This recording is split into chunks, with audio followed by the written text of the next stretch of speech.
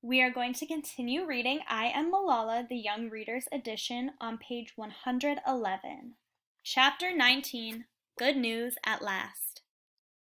One day in October 2011, my father called me over to show me an email he'd received. I could scarcely believe what it said. I had been nominated for the International Peace Prize of Kids' Rights, a children's advocacy group based in Amsterdam. My name had been put forward by Archbishop Desmond Tutu from South Africa, one of my father's greatest heroes because of his fight against apartheid. Then another email arrived. I was invited to speak at a conference on education in Lahore.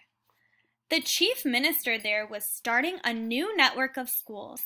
All the children would receive laptop computers. He was awarding cash prizes to children all over his province who did well in their exams. And, to my surprise, he was also giving me an award for my campaign for girls' rights. I wore my favorite pink shalwar kameez to the event and decided that I would tell everyone about how my friends and I in the girls' high school had defied the Taliban edict and continued going to school secretly. I wanted children everywhere to appreciate their education. So I said I now knew firsthand the suffering of millions of children who are deprived of an education.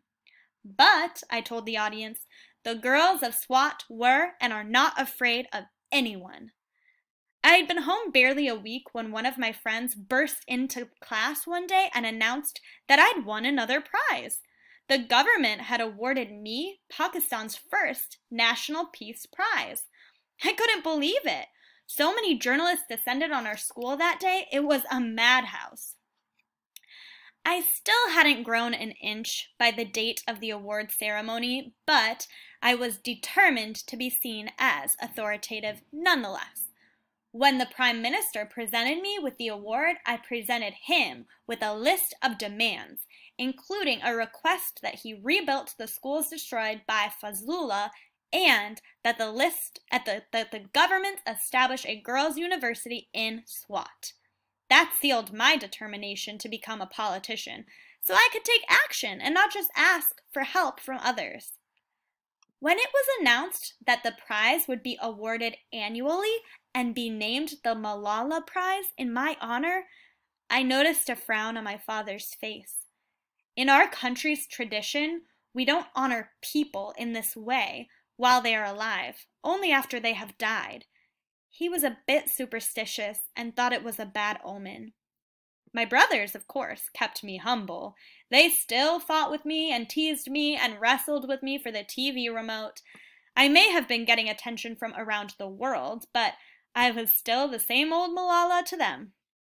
I wondered, though, how my friends would take to all this publicity. We were a very competitive group, after all, and, of course, there were always Muniba's feelings to consider. I worried that she'd think I'd abandoned her during my travels, or that she had taken up with a new best friend. But there was no time to think about this on my first day back at school. When I arrived, I was told there was a group of journalists waiting to interview me. When I entered the room, I saw all my school friends gathered round a cake, shouting, "Surprise!" They had taken up a collection and bought a white cake with chocolate icing that read, "Success forever." My dear friends, they were as generous as could be and only wanted to share in my success. I knew in my heart that any one of us could have achieved what I had.